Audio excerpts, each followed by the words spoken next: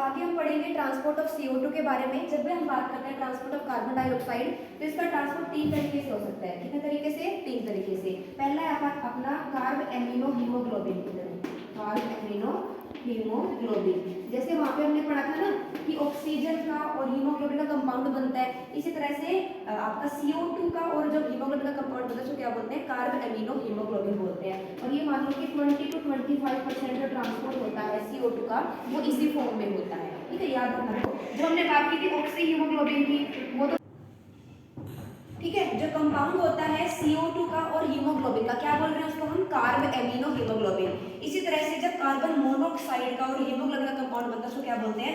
Carboxy haemoglobin. ये तीनों आपको याद रखने हैं। और आपको ये भी याद रखना है जो ऑक्सीजन है और आपकी जो CO2 है और आपकी कार्बन मोनोऑक्साइड है, इन तीनों गैसेस में सबसे ज्यादा जो एफिनिटी होती है, बाइंडिंग एफिनिटी वो किसकी होती है? कार्बन मोनोऑक्साइड की होती है। अगर आप इन दोनों को कंपेयर करोगे तो CO2 की बाइंडिंग एफिनिटी ऑक्सीजन से 20 to 25 टाइम्स क्या होती है? ज्यादा होती है।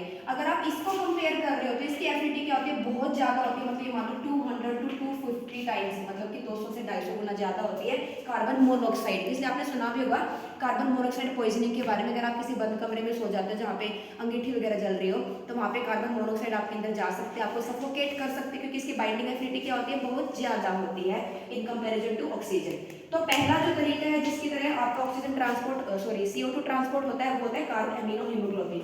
दूसरा आपका मतलब ये मान लो 70% के अराउंड कैसे होता है? As bicarbonate ions. ठीक है, तो मैक्सिमम ट्रांसपोर्ट कैसे होगा इसका? बाइकार्बोनेट की तरह। और कुछ होगा इन फॉर्म ऑफ मतलब कि प्लाज्मा में डिसॉल्व होके भी जा सकता है 7% के अराउंड। तो इन 3 तरीकों से क्या हो सकता है आपका CO2 का ट्रांसपोर्ट। इसी से रिलेटेड हम एक चीज पढ़ते हैं जिसको हम बोलते हैं क्लोराइड शिफ्ट। क्या पढ़ते हैं? Chloride shift. एनसीईआरटी में नहीं दे रखा लेकिन थोड़ा सा इंपॉर्टेंट है, इसे पढ़ लेते हैं। इसको हैमबर्गर फिनोमिना भी बोलते हैं। क्या बोलते हैं? Hamburger phenomena. जैसे हमने कहा ना कि मैक्सिमम CO2 कैसे जाती है? उसकी बाइकार्बोनेट की फॉर्म में जाती है। तो सपोज ये आपकी आरबीसी है, ये क्या आपकी आरबीसी।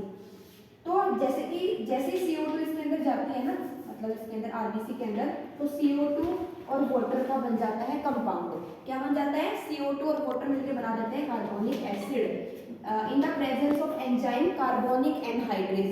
अगर आपको बायोमोलिक्यूलर वाला चैप्टर याद है, वहाँ पे हमने पढ़ा था सबसे ज्यादा फास्ट काम करता है आपका कार्बोनिक एनहाइड्रेज, खासकर कैटलिस्ट की प्रेजेंस में। उसके बाद ये जो आपका H2CO3 है ये टूट जाता है H आयन और बाइकार्बोनेट आयन में, और ये जो बाइकार्बोनेट आयन है ये चले जाते हैं बाहर प्लाज्मा में।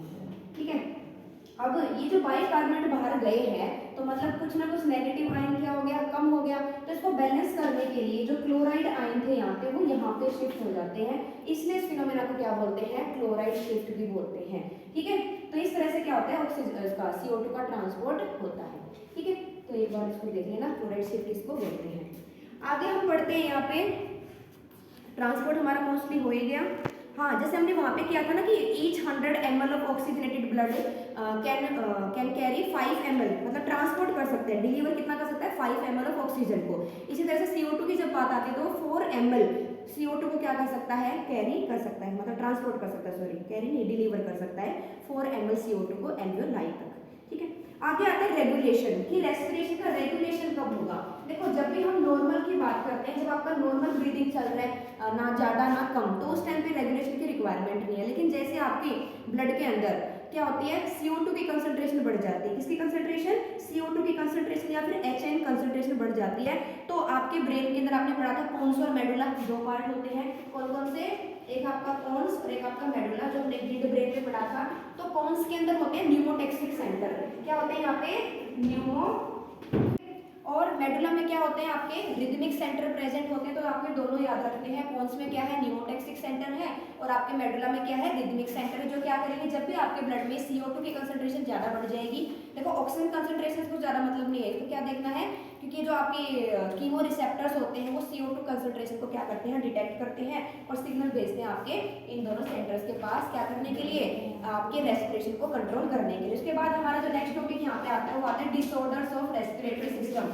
ठीक है, जब भी हम डिसऑर्डर की बात करते हैं यहाँ पे सबसे पहले हम पढ़ते हैं अस्थमा। क्या पढ़ते हैं? अस्थमा। जब भी आपको प्रॉब्लम होती है ब्रीदिंग करने में, आपने सुना होगा अस्थमा, और आपको व्हीजिंग साउंड आती है क्योंकि इसके अंदर आपके ब्रोंकाई की और आपके ब्रोंकियोल्स की इन्फ्लेमेशन हो जाती है। सेकंड डिसऑर्डर यहाँ पे हम पढ़ते हैं एम्फाइसीमा। एम्फाइसीमा होता है सिगरेट स्मोकिंग की वजह से।